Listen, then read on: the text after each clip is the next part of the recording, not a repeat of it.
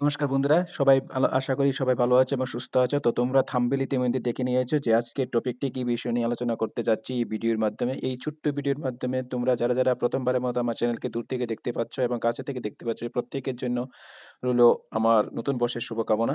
তো তোমরা প্রথম থেকে শুরু শেষ অব্দি অবশ্যই চ্যানেলটির সাথে থাকবে এবং লাইক, শেয়ার এবং সাবস্ক্রাইব করতে অবশ্যই ভুলবে না। তো আজকের প্রভাতী যে দৈনিক রয়েছে, রাজ্যের যে প্রভাতী দৈনিক, সেই দৈনিকে কি একটি খবর উঠে এসছে যে আরবিটি গ্রুপ ডি মেরিট লিস্টে যারা সুযোগ পেয়েছে, অর্থাৎ চাকরি যাদের হয়েছে নিয়ে আর্টিকেল ছাপা হয়েছে। তো আর সেই আর্টিকেলটি নিয়ে আজকের ভিডিওটি, ছোট্ট ভিডিওটি তোমাদের সামনে নিয়ে উপস্থাপিত হয়েছি। তো আশা করি তোমাদের ভালো লাগবে। তো প্রথম থেকে শুরু অব্দি অবশ্যই দেখো এবং লাইক এবং সাবস্ক্রাইব অবশ্যই করবে।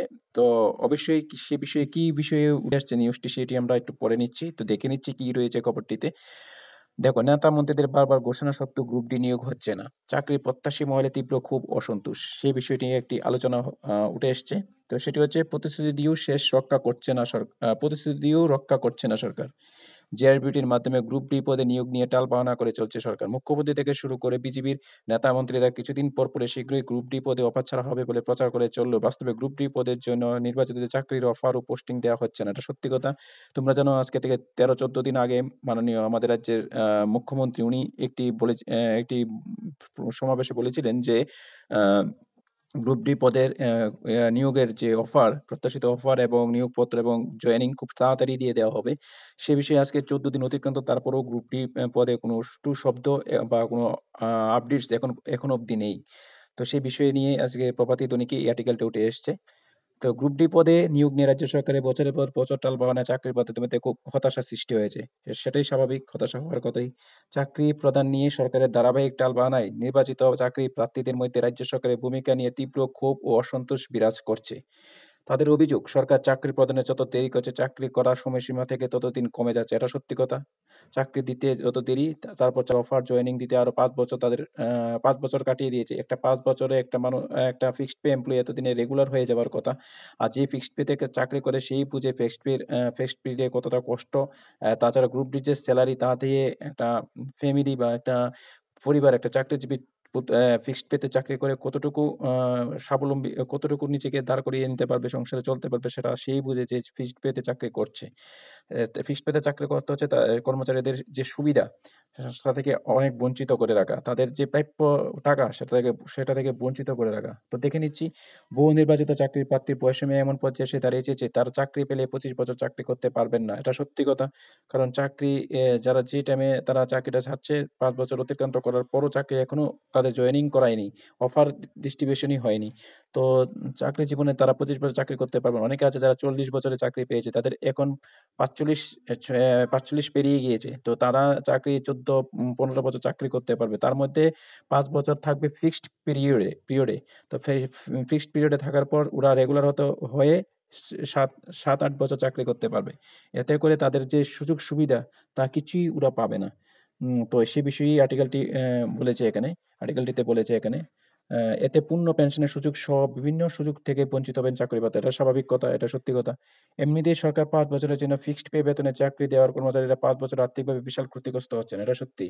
তবে দাবি উঠছে জিআরপিটির মাধ্যমে পরীক্ষা নিয়ে চাকরি প্রদানকারীদের চাকরিতে যোগদানের দিন থেকেই যেন নিয়মিত পদে নিযুক্তি দিয়ে নিয়মিত বেতন প্রদান করতে। অবশ্যই সরকার এখন সদিচ্ছার উপর নির্ভর করছে যে জেআরপিটি গ্রুপ ডি পদপ্রার্থীদের, তারা ৫ বছর ইতিমধ্যে অতিক্রান্ত হয়ে গেছে। তাদের যদি এখন রেগুলার পদে নিয়োগ করা হতো, তাহলে তাদের ওই ৫ বছরের ব্যবধানটা এখন কমে যেত। আ বিজেপির ভীষণ ডকুমেন্টস এর প্রতিশ্রুতি মতো চাকরির, আ এটা সত্যি কথা যে আ ওরা যদি এখন রেগুলার পোস্টে ওদেরকে চাকরিটা দিয়ে দেয়, তাহলে ওদের যে সুযোগ সুবিধাগুলি আছে, সেটা যে ৫ বছর ওদের জীবন থেকে চলে গিয়েছে, সেটা আর আ আর সমস্যা হওয়ার কথা নয়। কারণ ওদের এখন থেকে রেগুলার করে দিলে, রেগুলার পদে নিয়োগ করে দিলে, ওরা যে ৫ বছরটা এতদিন বসে রইলো, তা হয়তো কিছুটা লাঘব হবে ওদের। আর ফিক্সড পেতে চাকরিতে তোমরা জানো, ফিক্সড পেতে চাকরি মানে হচ্ছে সমস্ত কিছু সুযোগ সুবিধা থেকে বঞ্চিত। 75% বেসিকের সেলারি দেওয়া হয়, যা খুবই কম। এবং নিম্নতম সেন্ট্রাল গভর্নমেন্টের এমপ্লয়িদের যে ন্যূনতম বেসিক ১৮,০০০ টাকা, তা থেকেও ২,০০০ টাকা কম নিম্নতম সেলারি আমাদের রাজ্যে রয়েছে। বেসিকটার কথা বলছি। তো সেখান থেকে চাকরির ১ম দিন থেকেই যারা ফিক্সড থাকে ৫ বছর, সেই ৫ বছরে আবার 75% ওদের সেলারি দেওয়া হয় অর্থাৎ 25% তাদের বেসিক থেকে কেটে নেওয়া হয়। তো এতে করে তারা ৫ বছর এমনিতেই লেট হয়ে গিয়েছে অনেক। এখনো অবধি যাদের জয়েনিং এবং পোস্টিং হয়নি। তো সেই হিসেবে তাদের প্রধান প্রধান দাবি এটা হওয়াই উচিত। এটা স্বাভাবিকই সরকারের সদিচ্ছার উপর ডিপেন্ড করছে বা নির্ভর করছে। ওদের ১ম দিন থেকে রেগুলার স্কেলে চাকরি দেওয়া দরকার সরকারের। এটা খুবই সত্যি কথা, এটা বাস্তব কথা। সে বিষয়েই আর্টিকেলটিতে লিখেছে।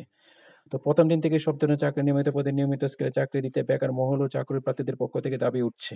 এদিকে জেআরবিটি পরীক্ষার মাধ্যমে গ্রুপ ডি পদের জন্য পরীক্ষা দিয়ে নির্বাচিত হওয়া প্রার্থীদের অভিযোগ, ২০২০ সালের ডিসেম্বর মাসে জেআরবিটি গ্রুপ ডি পদে লোক নিয়োগের নোটিফিকেশন জারি করে। সে অনুযায়ী চাকরি প্রার্থীরা চাকরির জন্য আবেদন করে। গ্রুপ ডি পদের জন্য জেআরবিটি লিখিত পরীক্ষা ২০২১ সালের আগস্ট মাসে। ২০২৩ সালে দেওয়া হয় পার্সোনালিটি টেস্ট বা মৌখিক পরীক্ষা। গ্রুপ ডি পদে চাকরি প্রার্থীদের আন্দোলনের চাপে পড়ে সরকার ২০২৪ সালের সেপ্টেম্বর মাসে চূড়ান্ত মেরিট লিস্ট প্রকাশ করে। ৭ই সেপ্টেম্বর জেআরবিটি তাদের যে মেরিট লিস্ট সেটা প্রকাশ করে, তোমরা জানো। তাছাড়া ২০২০ সালে ডিসেম্বর মাসে বিজ্ঞাপন জারি করা হয়। ২০২১ সালে আগস্ট মাসে এক্সাম নেওয়া হয় এবং ২০২৩ সালে শেষের দিকে পার্সোনালিটি টেস্ট শুরু হয় এবং ২০২৪ এর সেপ্টেম্বর মাসে গিয়ে রেজাল্ট বা মেরিট লিস্ট প্রকাশ করা হয়।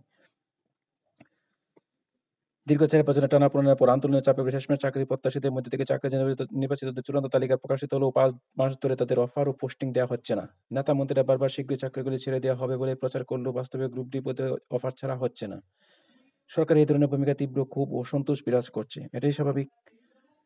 কারণ এখনো মেরিট লিস্ট প্রকাশিত হওয়ার পরে নির্বাচিত প্রার্থীর তালিকা প্রকাশিত হওয়ার পরে আজ ৫ মাস অতিক্রান্ত হয়ে গিয়েছে। এখনো তাদের অফার নিয়ে কোনো আপডেটস বা কোনো নিউজ ওরা পাচ্ছে না বা ডিপার্টমেন্ট থেকে কোনো কিছু ওদেরকে বলছে না।